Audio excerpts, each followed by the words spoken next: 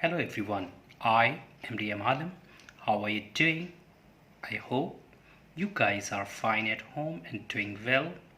Today I'm going to teach you most frequently used idioms and phrases.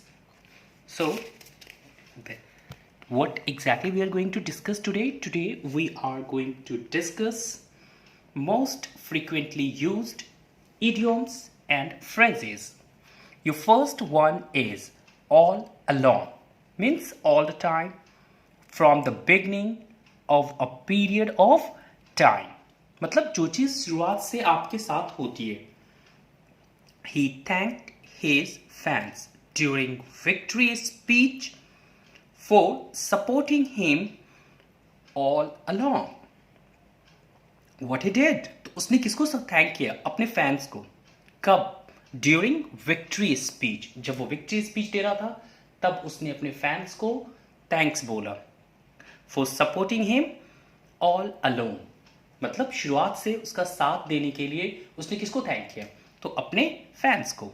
And chew someone ought, verbally scold someone to criticize someone angrily. मतलब क्या होता है, किसी से किसी पे जब आप बहुत ज़्यादा गुस्सा करते हो, ठीक है, तो उसको कहा जाता है, तो उसके लिए हम लोग यूज़ करते हैं च्यू समवन ऑट. या फिर आप क्या करते हो, किसी को गुस्से में किसी को क्रिटिसाइज करते हो, तो इसके लिए हम लोग किसका यूज़ करते हैं? तो इसके लिए हम लोग यूज़ करते हैं च्यू समवन ऑट. इसका एक एग्जाम्पल देख लेते हैं. The coach has already chewed out of his swimmers for arriving late to practice. जो कोच था वो पहले क्या कर चुका है? बहुत गुस्सा कर चुका है. किस पे? तो स्विमर्स पे. क्यों? क्योंकि वो प्रैक्टिस के लिए लेट ग्राउंड में पहुंचे थे, इसलिए उसने पहले उन पे क्या किया था? बहुत ज्यादा गुस्सा किया था. And next one is your all Greek to me.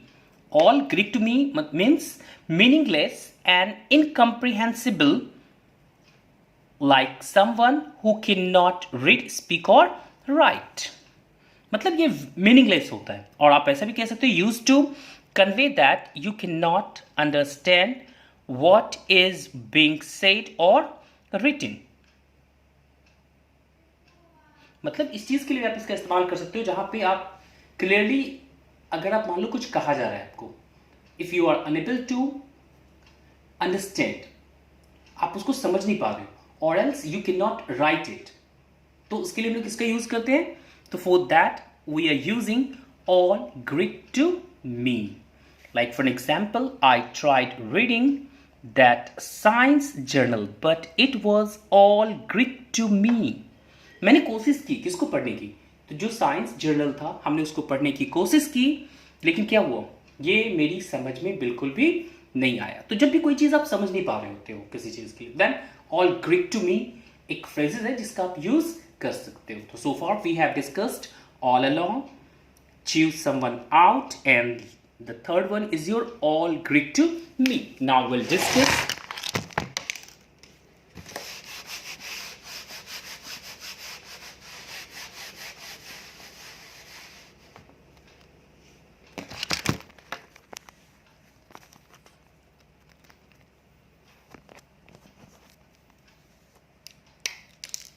Now we are going to discuss cry wolf. Cry wolf मतलब cry wolf का मतलब क्या होता है, पहले ये जान लो.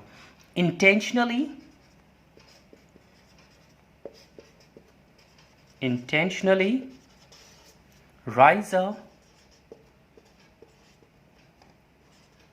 a false alarm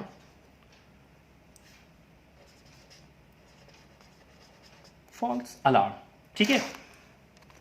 जैसे क्या मतलब होता है? Intentionally raise a false alarm मतलब जानबूझ के. एक होता है कि बाय मिस्टेक, और इंटेंशनली का मतलब होता है कि आप जानबूझकर किसी गलती को कर रहे होते हो, ठीक है ना. तो क्राई वॉल्फ में क्या होता है? Intentionally raise a false alarm, जहां पे आप झूठ मूठ कर प्रिटेंड कर रहे होते हो किसी चीज के लिए.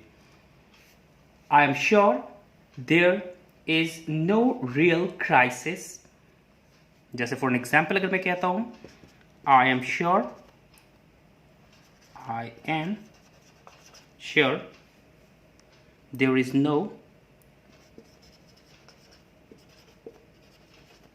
No real crisis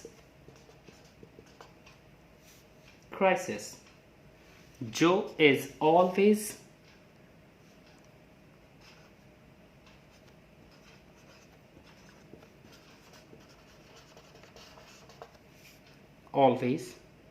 crying wolf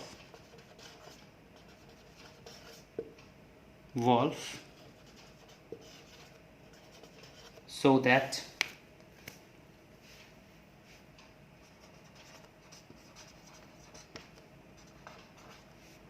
we will do his work for him. Okay तो इसमें क्या होता है that I am sure there is no real crisis. मुझे पता है कि वो जो है इफ प्रिटेंड कर रहा है, एक फेक नहीं होता है कि मैं किसी को दिखा रहा हूँ कि नहीं यार मैं तो बहुत प्रॉब्लम में हूँ, मुझे बहुत प्रॉब्लम है, मेरे पास ये नहीं है वो नहीं है। क्यों? In order to gain the sympathy of someone. तो इसी तरीके से क्या होता है ना, क्राई वॉल्फ का मतलब आप झूठ मूठ का किसी को बता रहे होते हो कि नहीं आप तो बहुत तकलीफ में हो, ताकि आप सामने वाले की सिंपैथी को ले सको या फिर किसी और चीज़ में, ताकि कोई आपके बिहाफ में काम कर सके आपका। ठीक है, जैसे आप किसी को प्रिटेंड कर रहे हैं अरे मेरे हाथों में क्या है, बहुत दर्द है, तो मैं क्या नहीं कर पाऊंगा, मैं लिख नहीं पाऊंगा, तो आप क्या करो बस मेरे बिहाफ में बस आप एक काम कर दो कि मेरे लिए आप मेरे नोट को तैयार कर दो। तो इस सेंस में हम लोग किसका यूज़ करते हैं? In this particular sense we are going to use cry wolf. Thank you very much, guys.